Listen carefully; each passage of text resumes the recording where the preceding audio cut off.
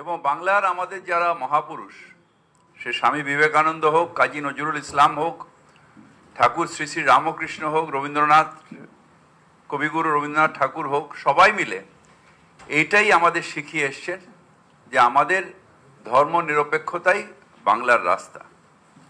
এবং সেইটা ধর্ম নিরপেক্ষতা, সেকুলার আইডিওলজি, এটা নিয়ে আমরা এগোতে চাই। অদ্ভুতভাবে দেখা গেল যে আমাদের একজন সঙ্গী মুর্শিদাবাদে, তিনি থাকেন রেজিনগরে, আর ভরতপুরের তিনি বিধায়ক, হঠাৎ করে বাবরি মসজিদ তৈরি করব। কেন? বাবরি মসজিদ মুঘলের সাম্রাজ্যের বাবর তিনি তৈরি করেছিলেন অযোধ্যার ওখানে। হঠাৎ বাবরি মসজিদ তৈরি করা কেন?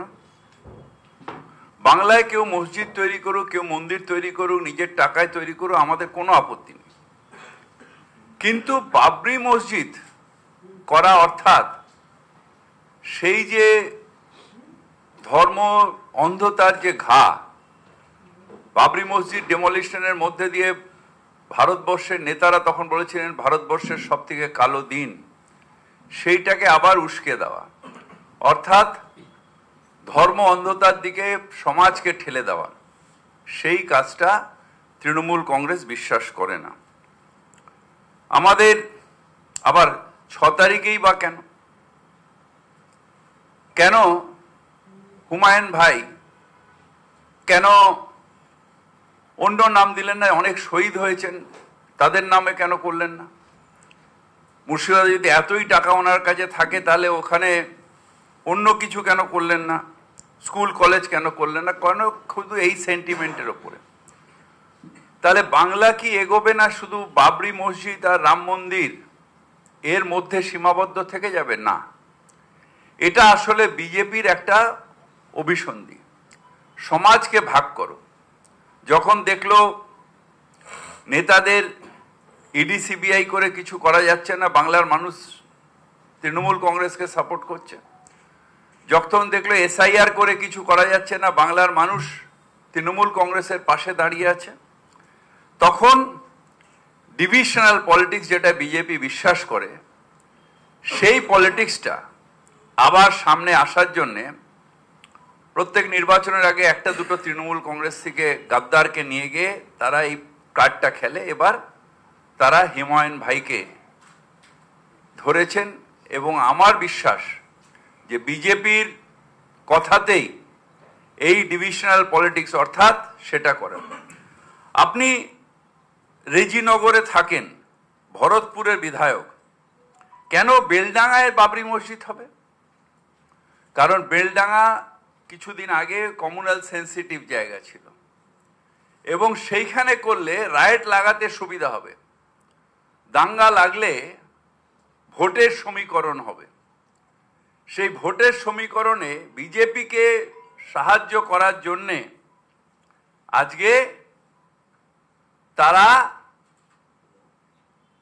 এই কাজটা করবার চেষ্টা করছে। বাংলায় আমরা কঠোর হাতে বলতে চাই যে আমরা এই কমিউনালিজমের দিকে থাকবো না, কমিউনাল রাজনীতিতে আমরা বিশ্বাস করি না। এরপরে আমি আমাদের বিদ্যুৎ মন্ত্রী এই হুমায়ুন কবিরের সম্বন্ধে আরও কথা বলবেন। হ্যাঁ, আমাদের সিদ্ধান্ত হচ্ছে হুমায়ুন, আমাদের যে শৃঙ্খলা রক্ষা কমিটি, এর আগে 3 বার আমরা ওনাকে সতর্ক করেছিলাম, এখন আবার উনি এইটা করছেন। আমরা পার্টির ঊর্ধ্বতম নেতৃত্বের অর্থাৎ আমাদের পার্টির চেয়ারম্যান এবং জেনারেল সেক্রেটারি দুজনেরই মতামত নিয়ে আমরা হুমায়ুন কবিরকে সাসপেন্ড করছি। হুমায়ুন কবিরকে আমরা সাসপেন্ড করছি দল থেকে। দলের সাথে তার কোনো সম্পর্ক থাকবে না, দলের সাথে তার কোনো সম্পর্ক থাকবে না।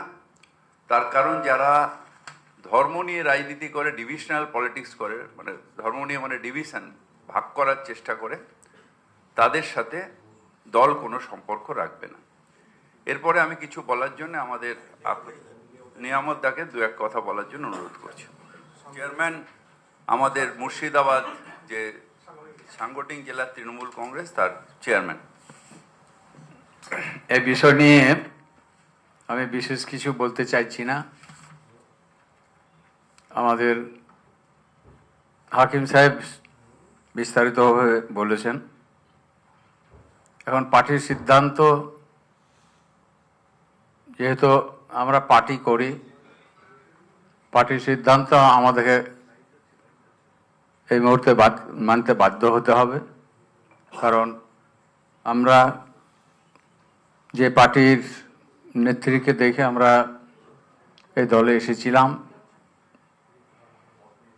এখন শৃঙ্খলা ভঙ্গের কারণে যদি এই সিদ্ধান্ত নিয়ে থাকে, পার্টির সঙ্গে আমি আছি, এইটুকু বলে আমি ধন্যবাদ জানিয়ে শেষ করছি।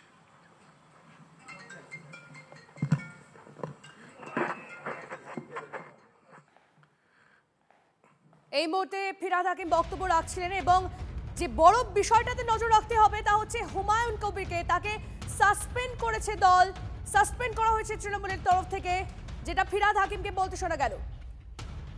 এর পাশাপাশি আপনাদেরকে জানিয়ে রাখি, মুখ্যমন্ত্রী মমতা বন্দ্যোপাধ্যায় তার সভা রয়েছে, সেই সভায় হুমায়ুন, আমরা ছবি দেখাবো আপনাদেরকে, তবে তার আগে আপনাদেরকে জানিয়ে রাখি এই মুহূর্তে যে আপডেট আসছে শৃঙ্খলা ভঙ্গের অভিযোগে হুমায়ুন কবিরকে সাসপেন্ড করলো দল। দলের সঙ্গে কোনো সম্পর্ক থাকবে না হুমায়ুনের, জানিয়ে দিলেন কলকাতার মেয়র ফিরহাদ হাকিম। এই মুহূর্তের বড় খবর, বড় আপডেট, হুমায়ুন কবিরকে সাসপেন্ড, তৃণমূলের শৃঙ্খলা ভঙ্গের অভিযোগেই সাসপেন্ড, দলের সঙ্গে কোনো সম্পর্ক থাকবে না হুমায়ুনের। অন্যদিকে মুখ্যমন্ত্রী মমতা বন্দ্যোপাধ্যায়ের যে সভা, সেই সভায় হুমায়ুন কবির, যেমনটা তিনি জানিয়েছিলেন আমাদেরকে TV9 বাংলাকে, যে তিনি সেই সভায় থাকবেন এবং সেই মতো তিনি আজকে সেই সভায়। অন্যদিকে দল থেকে সাসপেন্ড হুমায়ুন কবির, অভিযোগ শৃঙ্খলা ভঙ্গের, স্পষ্ট জানালেন মেয়র ফিরহাদ হাকিম। এই মুহূর্তের বড় খবর, বড় আপডেট, এই মুহূর্তে সাংবাদিকদের মুখোমুখি হয়ে ফিরহাদ হাকিম জানিয়ে দিলেন শৃঙ্খলা রক্ষা কমিটি আগে সতর্ক করেছে, হুমায়ুন কবিরকে সতর্ক করা হয়েছে, এক নয় একাধিকবার। আমরা TV9 বাংলা আপনাদের দেখিয়েছিলাম, সেই খবর বারবার দেখিয়েছিলাম এবং তারপরও হুমায়ুন কবিরের সঙ্গে আমরা কথা বলেছিলাম, TV9 বাংলা কথা বলে, এবং তখনও হুমায়ুন কবির তার নিজের যে মন্তব্য বা বক্তব্য তাতে তিনি অনড় ছিলেন। এরপর আজ তাকে নিয়ে সিদ্ধান্ত, বড় সিদ্ধান্ত দলের সঙ্গে কোনো সম্পর্ক থাকবে না, সাসপেন্ডেড হুমায়ুন কবির।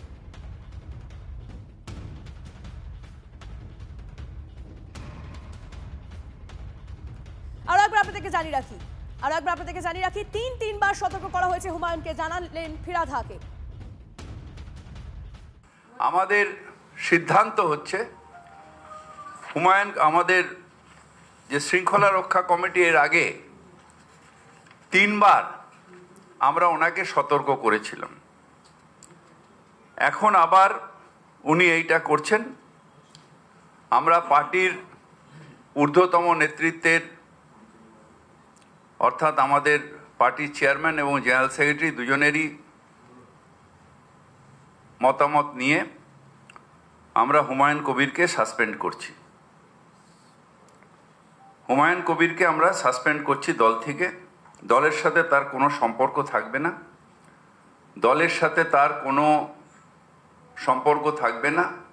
তার কারণ যারা ধর্ম নিয়ে রাজনীতি করে, ডিভিশনাল পলিটিক্স করে, মানে ধর্ম নিয়ে মানে ডিভিশন, ভাগ করার চেষ্টা করে, তাদের সাথে দল কোনো সম্পর্ক রাখবে না।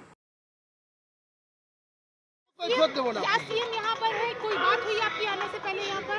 मेरे को डिस्ट्रिक्ट प्रेसिडेंट इनवाइट किया, डिस्ट्रिक्ट प्रेसिडेंट को बात करूंगी और रुकने के लिए बोलेंगी तो रुकेंगी, नहीं तो यहाँ से चला जाए। বললাম তো আমাকে কথা বলতে দিন না, আমি বিধায়ক আছি তো, আমাকে বিধায়ক হিসেবে ইনভাইট করা হচ্ছে, আমাকে কথা বলতে দিন।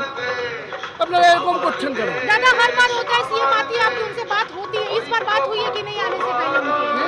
सीएम के साथ कोई बात हुई है? सस्पेंड हुए आप? कोई कुछ बात आपको बोलूंगी नहीं, कुछ जवाब दिए नहीं না বলছি আপনাকে আমন্ত্রণ জানালো আবার সাসপেন্ডও করলো, এটাকে আপনি কিভাবে দেখছেন? বলছি দাদা রিয়াকশন পাবেন 2 ঘন্টা পরে রিয়াকশন দেবো, সিএম এর মিটিং হয়ে যাক তারপরে রিয়াকশন দেবেন। আপনি কি মঞ্চে উঠবেন? সাসপেন্ড তো আমি বলছি যারা বিধায়ক বাইরে ঘোরাঘুরি করছে আছে কি না, তারা অতি অবস্থায় নিজের কিছুতে নেই আমি। এটা তো পার্টির মিটিং। আপনারা যারা বাইরে ঘোরাঘুরি করছেন পার্টির মিটিং সেটা পার্টির নেতাকে জিজ্ঞেস করে অতি অবশ্যই প্যান্ডেলের ভিতরে প্রবেশ করুন। আমাকে ইনভাইট করেছে অপূর্ব সরকার, সাংগঠনিক জেলা সভাপতি। তাকে জিজ্ঞেস করি, সে যদি থাকতে বলে থাকবো, সে যদি বলে থাকতে হবে না আমি চলে যাবো। ভাবিয়া কি বলছেন, দল ধর্মনিরপেক্ষতা বিশ্বাস করে? ববিদার কোনো কথার আমি জবাব দেব না। নিয়ামত শেখ উপস্থিত আছে ওখানে, যে খুশি থাকতে পারে, যে খুশি থাকতে পারে, তার জন্য আমার না আপনার পড়শি বিধায়ক পাশে দাঁড়িয়ে আছে, বলে কি হয়েছে? তিনি কলকাতায় আজকে ববিয়াদের সঙ্গে ভবিকার সঙ্গে মিট করছে। যার সঙ্গে মিট করুক, উনি আমার কিছু বলার নেই। আমাকে সাসপেন্ড করেছে, আপনাদের মুখে শুনলাম। এর আগেও 2015 সালের 25শে ফেব্রুয়ারি একইভাবে তৎকালীন মহাসচিব পার্থ চট্টোপাধ্যায় বিনা নোটিশে আমাকে 6 বছরের জন্য সাসপেন্ড। আপনি কি দল ছাড়বেন? কালকে রিজাইন দিয়ে দেবো, কালকে, এবং 22 তারিখে মুর্শিদাবাদে নিজের দলের ওপেনিং করবো। নতুন দল করবেন? হ্যাঁ, 22 তারিখে নতুন দল। ঠিক আছে। বেরিয়ে যাচ্ছেন? দাদা আপনি কি মাঠ থেকে বেরিয়ে যাচ্ছেন? দাদা বেরিয়ে যাচ্ছেন? দাদা বেরিয়ে যাচ্ছেন? नया पार्टी बनाएगी 22 दिसंबर मुर्शिदाबाद में। गोटा राज्य में 135 सीट में मैं उम्मीदवार खड़ा करेगी, समझे? इनको खिलाफ भी लड़ेगी, बीजेपी को खिलाफ भी मैं लड़ेंगी। जो বিজেপি হাত শক্ত করা হচ্ছে, ববিয়া কি বলছে? বিজেপি মোচটা নিতে বলো, মোচটা অন করতে বলো। रखा है 22 तारीख में मुर्शिदाबाद में करेंगे। আপনাকে বের করে দেওয়া হচ্ছে না বিজেপি? ঘুমটা ভিতরে পড়ে আছে।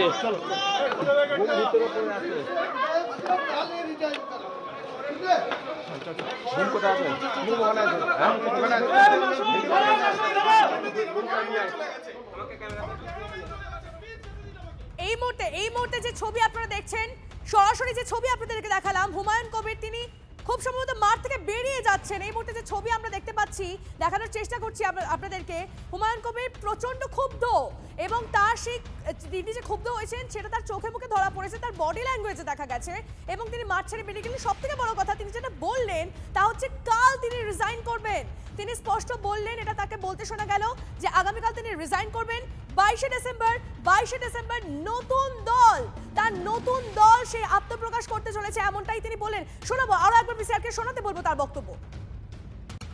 কোনো কৈফিয়ত দেব না, কোনো কৈফিয়ত দেব না। ববি হাকিমের কথারও কোনো কৈফিয়ত দেব না, दादा কোনো কৈফিয়ত দেব না। क्या सीएम यहाँ पर है? कोई बात हुई आपकी आने से पहले यहाँ पर?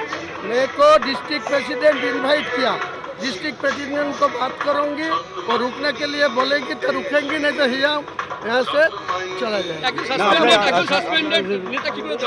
মঞ্জুর উঠবে কি করে? সিএম বললাম তো আমাকে কথা বলতে দিন না।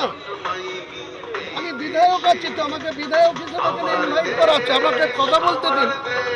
আপনারা এরকম করছেন কেন? दादा हर बार होता है, सीएम आती है आपकी उनसे बात होती है, इस बार बात हुई है कि नहीं आने से पहले उनके? सीएम के साथ कोई बात हुई है? सस्पेंड हुए आप या कोई किसी भी कुछ चीज को? बात आपको बोलूंगी नहीं, कुछ जवाब दिए नहीं। না বলছি আপনাকে আমন্ত্রণ জানালো আবার সাসপেন্ডও করলো, এটাকে আপনি কিভাবে দেখছেন? বলছি দাদা রিয়াকশন পাবেন 2 ঘন্টা পরে রিয়াকশন দেবো, সিএম এর মিটিং হয়ে যাক তারপরে রিয়াকশন দেবেন। আপনি কি মঞ্চে উঠবেন? সাসপেন্ড তো আমি আপনারা বলছি যারা বিধায়ক বাইরে ঘোরাঘুরি করছে আছে কি? না, তারা অতি অবস্থায় প্যান্ডেলের ভিতরে প্রবেশ করুন। নিজের কিছুতে নেই আমি। এটা তো পার্টির মিটিং। আপনারা যারা বাইরে ঘোরাঘুরি করছেন পার্টির মিটিং সেটা পার্টির নেতাকে জিজ্ঞেস করে অতি অবশ্যই প্যান্ডেলের ভিতরে প্রবেশ করুন। আমাকে ইনভাইট করেছে অপূর্ব সরকার, সাংগঠনিক জেলা সভাপতি। তাকে জিজ্ঞেস করি, সে যদি থাকতে বলে থাকবো, সে যদি বলে থাকতে হবে না আমি চলে যাবো। ভাবিয়া কি বলছেন, দল ধর্মনিরপেক্ষতা বিশ্বাস করে? ববিদার কোনো কথার আমি জবাব দেব না। নিয়ামত শেখ উপস্থিত আছে ওখানে, যে খুশি থাকতে পারে, যে খুশি থাকতে পারে, তার জন্য আমার না আপনার পড়শি বিধায়ক পাশে দাঁড়িয়ে আছে, বলে কি হয়েছে? তিনি কলকাতায় আজকে ববিয়াদের সঙ্গে ভবিকার সঙ্গে মিট করছে। যার সঙ্গে মিট করুক, উনি আমার কিছু বলার নেই।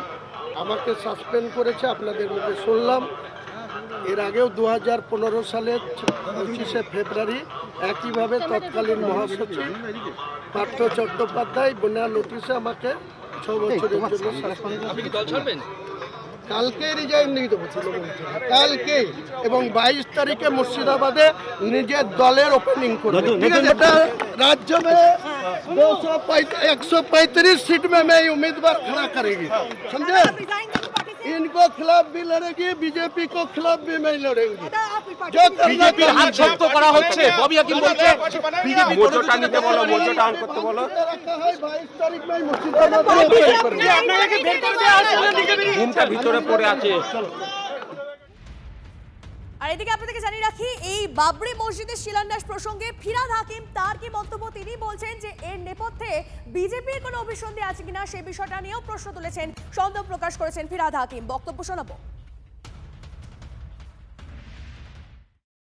আপনি রেজিনগরে থাকেন, ভরতপুরের বিধায়ক, কেন বেলডাঙ্গায় বাবরি মসজিদ হবে? কারণ বেলডাঙ্গা কিছুদিন আগে কমিউনাল সেন্সিটিভ জায়গা ছিল এবং সেইখানে করলে রাইট লাগাতে সুবিধা হবে, দাঙ্গা লাগলে ভোটের সমীকরণ হবে। সেই ভোটের সমীকরণে বিজেপিকে সাহায্য করার জন্যে আজকে তারা এই কাজটা করবার চেষ্টা করছে। বাংলায় আমরা কঠোর হাতে বলতে চাই যে আমরা এই কমিউনালিজমের দিকে থাকবো না, কমিউনাল রাজনীতিতে আমরা বিশ্বাস করি না।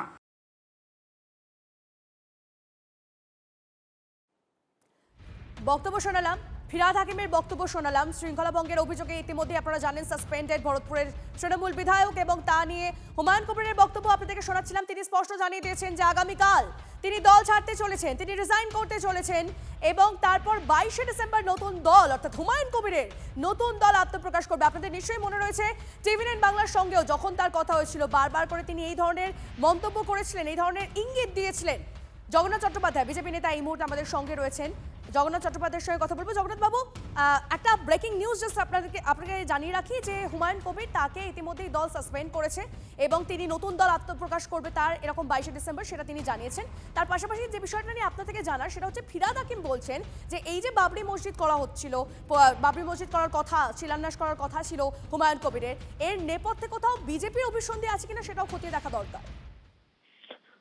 দেখুন, ফিরহাদ হাকিম তৃণমূলের নেতা, তৃণমূলের মুসলমান নেতা। ও তো যে কোনো কারণে পশ্চিমবঙ্গের সমাজকে বিভাজিত করার জন্য বিজেপির অভিসন্ধি সবকিছুতেই দেখবেন।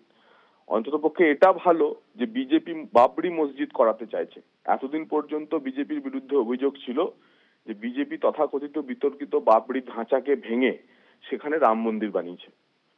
তো এখন তৃণমূলের রাজত্বে সবই হয়। এখন তৃণমূল বলছে যে বিজেপি নাকি বাবরি ধাঁচা আবার নতুন করে বাবরি মসজিদ বানাতে চাইছে। তো আমরা জানতে চাই, ফিরহাদ হাকিম এটা বলুন যে হুমায়ুন কবির হোক আর যেই হোক, বাবরি মসজিদ কোথাও তৈরি হলে, কোথাও কোনো মসজিদ তৈরি হলে ফিরহাদ হাকিম তার বিরোধিতা করছেন কিনা, যে মসজিদ চাই না।